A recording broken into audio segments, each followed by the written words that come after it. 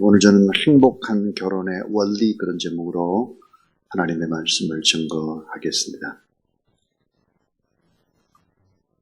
얼마 전에 불교에 관한 서적을 읽다가 배운 것 하나가 있습니다. 왜 스님들이 결혼을 하지 않을까? 여러분, 왜 스님들이 결혼을 하지 않고 혼자 살까요?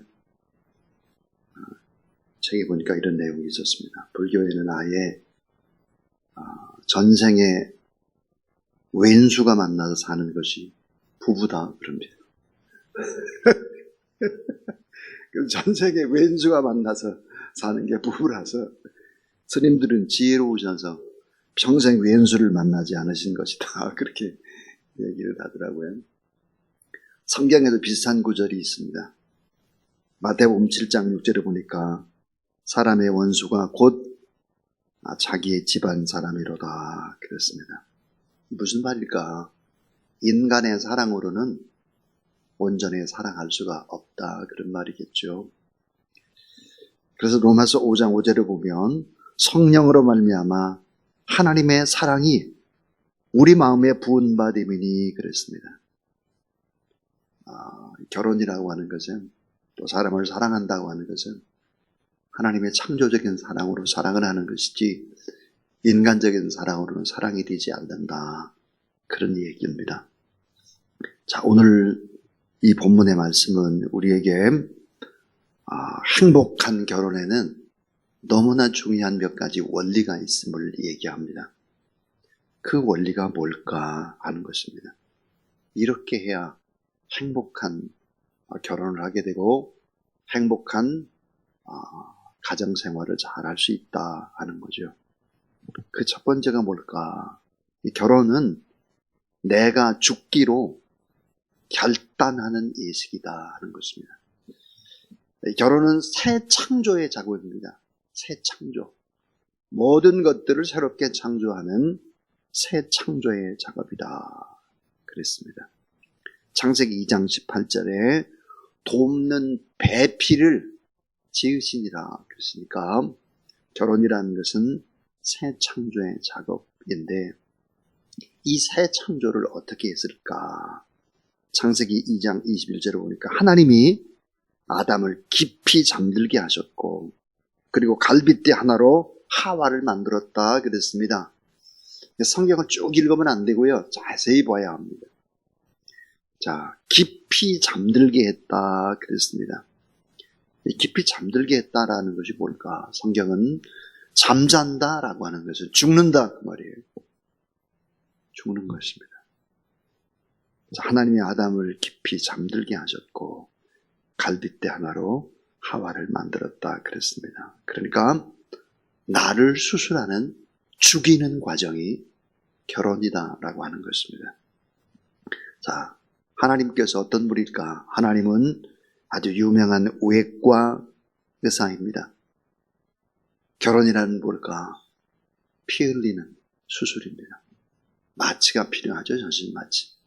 갈빗대를 뽑아낸다라고 하는 것은 곧 죽음을 의미하는 것입니다. 자, 돕는 배필을 얻기 위해서는 피 흘림이 필요하다라고 하는 것이죠. 이것을 첫 번째 아담이 그렇게 했다면 두 번째 아담 예수 그리스도는 어떻게 했을까? 예수 그리스도는 십자가에 피 흘려 돌아가시는 것입니다. 자, 이 죽음의 과정을 거쳐서 우리의 신랑 예수 그리스도께서 신부인 우리를 얻는 것입니다.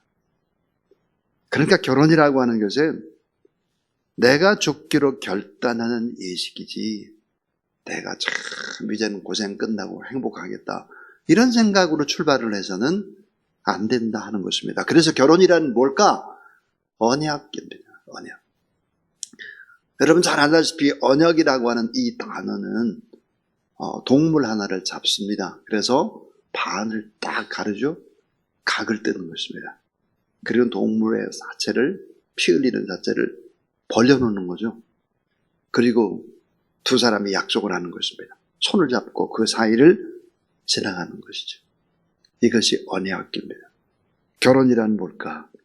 내가 죽겠다는 언약이라는 것입니다. 성경에 보니까 내가 죽을 수밖에 없는 존재다. 창세기에 보면 그렇게 나오죠.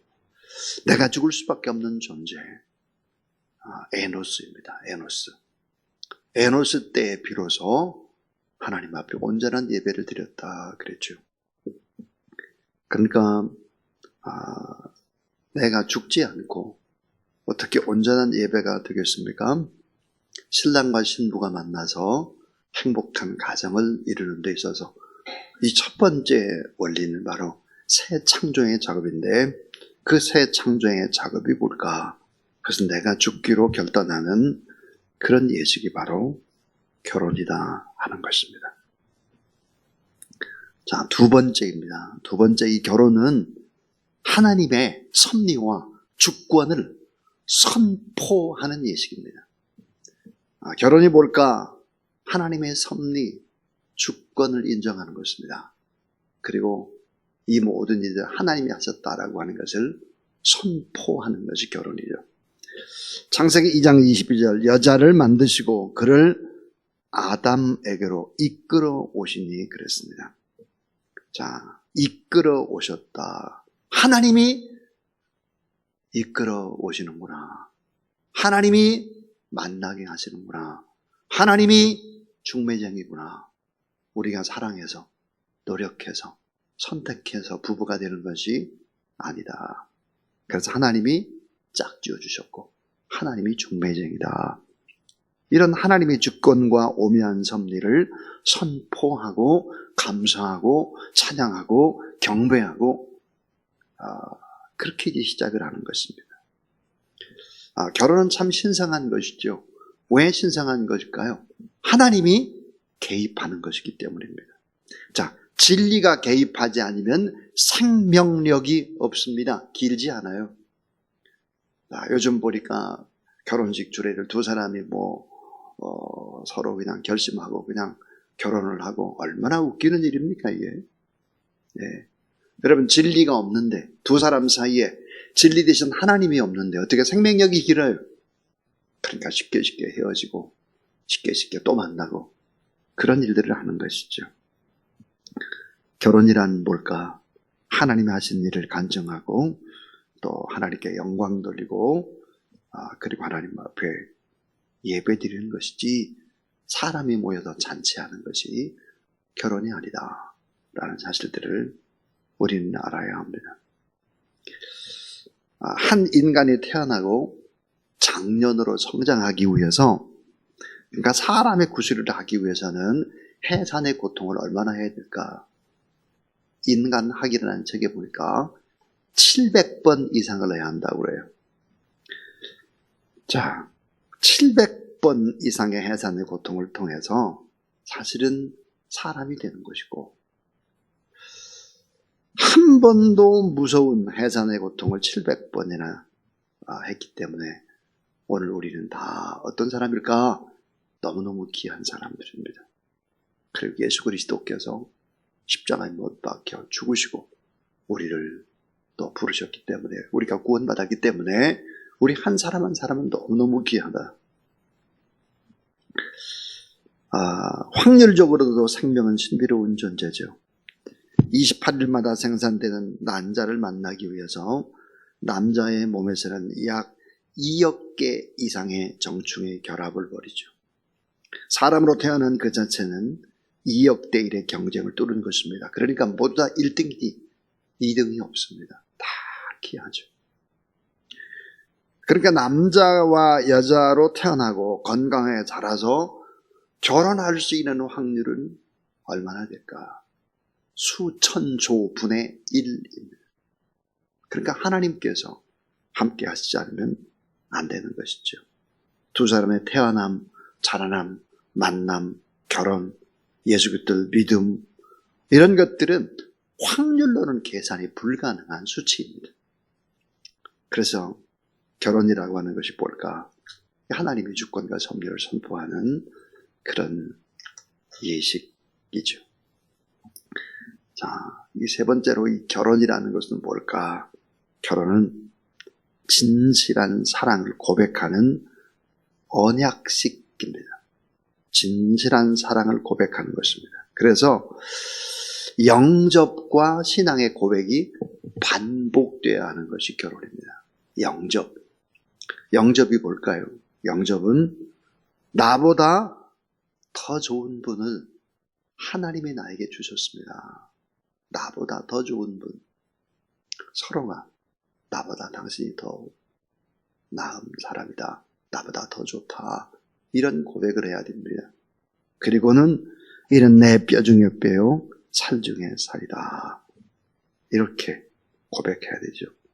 여러분, 언약이 지켜지지 않거나 언약이 깨지게 되면 그것은 무엇을 의미하죠? 죽음을 의미합니다. 죽음. 그 죽음이라고 하는 것은 뭐죠? 불행한 것입니다. 자, 우리는 하나님 앞에 또 결혼이라고 하는 것은 뭘까? 결혼은 얻는 것이 아닙니다. 잃는 것입니다. 완전한 사람을 10으로 표현한다면 10과 10이 만나서 결혼을 해서 20이 되는 것이 아닙니다. 결혼할 때 남자는 여자가 원하는 5를 버려야 하고 여자는 또한 남자가 원하는 5를 버리죠. 그래서 10 플러스 10은 20이 아니라 10이 되는 것이죠. 버려서 하나가 되는 원리. 이게 바로 결혼인 것입니다. 결혼은 그래서 너무너무 중요한 것이죠. 투자의 귀재라고 하는 워런 버핏이라고 하는 사람이 이런 얘기를 했습니다. 콜롬비아 대학의 경영학대학원 박사과정에 있는 사람들을 모아놓고 했던 강의 도중에 최고의 투자는 사랑하는 사람과 결혼하는 것이요, 최악의 투자는 현금을 움켜쥐는 것이다. 그렇습니다. 사랑하는 사람과 결혼하는 것이 최고의 투자다. 그랬습니다. 그래서 우리 결혼할 때 어떻게 해야 될까? 이런 러시아의 속담이 있다고 하죠. 전쟁터에 나가기 전에는 한 번 기도하라. 또 바다에 나가기 위해서는 2번 기도해라. 결혼하기 위해서는 무시로 수없이 셀 수 없이 기도하라. 그러니까 결혼이라고 하는 것은 전쟁터에 나가는 것보다 어려운 일입니다.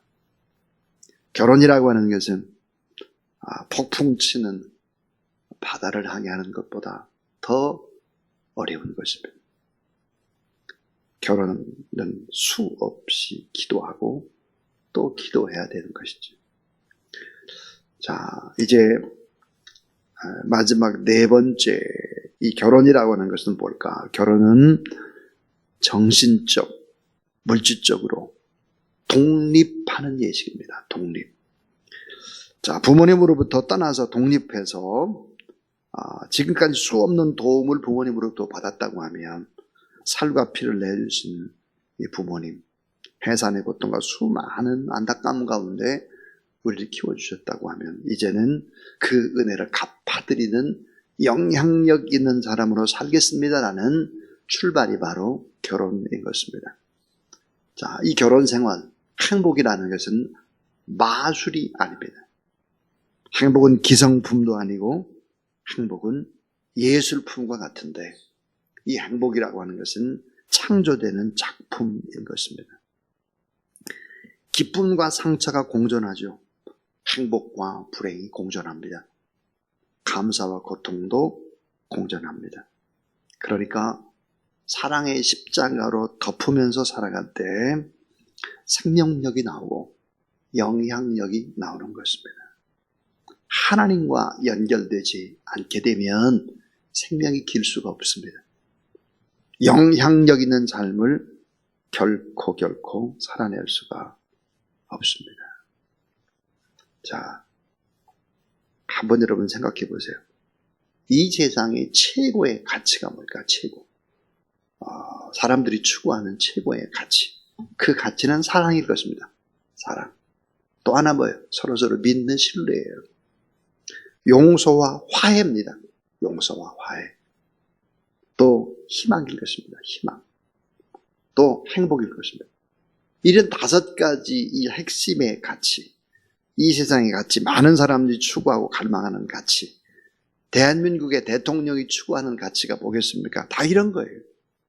사랑하고 신뢰하고 용서하고 화해하고 희망을 품고 행복을 노래하고, 이런 게 다 희망의 가치 아니겠습니까? 이런 가치가 어디에서 시작이 될까? 가정이죠. 가정. 가정에서 창조되고 경험되는 것입니다.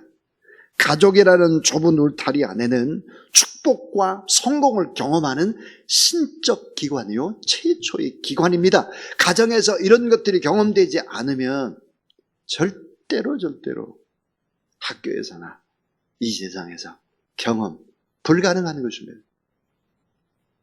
그러니까 하나님께서 만든 신적 기관이 딱 2개가 있다 그래요. 하나가 가정입니다. 가정. 이 가정은 모든 좋은 것들을 만들어내는 창조적인 그런 것이 바로 이게 창조적 공동체가 가정입니다. 근데 이 가정이 어때요?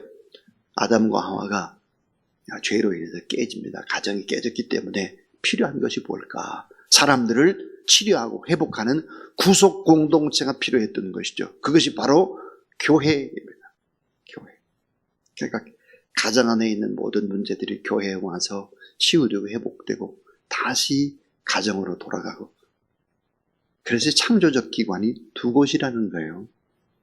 이 가정과 교회입니다. 신적 기관이다. 이 5번째 마지막은, 결혼은 주 안에서 부끄럽지 않게 살겠다는 결단식입니다. 의지적인 결단식입니다. 자, 내가 주님 앞에 부끄럽지 않게 상대방에게도 정직하고 진실한 마음으로 살겠다. 이것을 의지적으로 결단하고, 많은 사람들 앞에서도 또 내가 이렇게 살겠습니다, 우리가 이렇게 삽니다 하고 하나님 앞에서도 선포하는 그런 결단식이다 하는 거죠.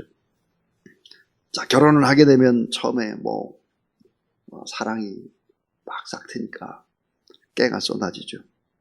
깨가 쏟아진다는 말, 처음에는 깨가 털면 많이 나오는데요, 시간이 지나면 깨가 안 나와요. 나중에 보니까 털어도 나오지 않고 깨가 붙어있는 가지가 부서지기 시작하죠. 이게 무슨 말일까요? 좋은 것고 늘 반복되고 좋은 것이 늘 곁에 있으면 귀중함을 모르는 거예요. 왜? 늘 있으니까. 또 늘 옆에 있으니까 기대감이 상실이 되는 것입니다. 따라하세요. 따라하라니까요. 익숙함은 소중함을 빼앗아갑니다. 익숙함은 소중함을 빼앗아가요. 소중한지를 모르는 거예요. 왜? 늘 있으니까. 곁에 있으니까. 인간이 얼마나 어리석은지 아세요? 이 늘 있던 소중함이 사라지고 나서야 비로소 그 가치를 아는 거예요. 인간은 참 어리석어요. 그래서 우리 꼭 잊지 말아야 합니다. 좋은 것도 반복되고 늘 곁에 있으면 기중감도 모르고 기대감도 없고 함부로 취급하고 함부로 말하고 함부로 대하고, 이게 인간의 어리석음인 것입니다. 자, 우리는 꼭 잊지 말고 기억해야 될 것이 뭘까? 결혼은 새 창조의 작업이다 그랬습니다. 결혼은 내가 수술하는 것입니다. 내가 수술을 하고, 그리고 내가 죽었다가 다시 사는 것입니다. 여러분이 갈빗대 안에는요, 귀중한 장기들이 다 보호가 되어 있습니다. 간도 있죠, 위도 있죠, 또 다 소중한 것들이 폐도 있죠. 갈빗대 안에 보호를 하고 있는 것이죠. 이 갈빗대가 부러지면 와장창 다 깨져버리는 것입니다. 그러므로 결혼이라고 하는 것은 뭘까? 내가 십자가, 위해서 늘 죽는 이런 경험들을 어디서 할까? 가정에서 하는 것입니다. 가정.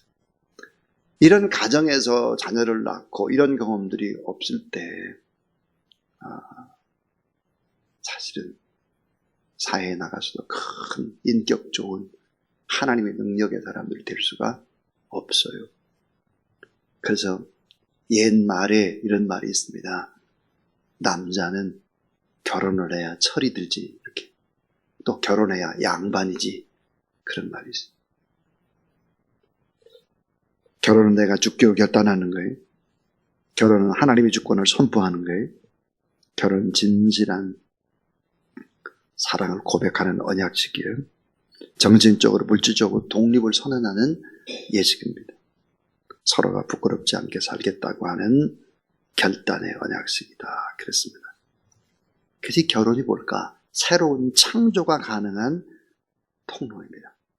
결혼은 새로운 창조가 가능한 통로다.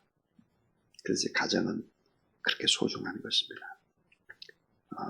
여러분이 하나님께서 왜 모든 만물을 창조하시고 다 완벽하게 하고 그리고는 부부가 만나서 결혼을 하게 했을까요? 가정 안에는 중요한 모든 가치들이 다 숨겨져 있기 때문에 그렇습니다. 행복한 가정, 행복한 교회 생활하는 그런 여러분 되기를 주의 이름으로 축원합니다. 자, 604장을 부를 텐데요. 제가 이제 결혼식 주례를 하게 되면은 보통 이제 604장을 부르는데요. 오늘 제가 여러분 다시 주례를 했습니다. 오늘 주례사를 마치겠습니다. 604장입니다.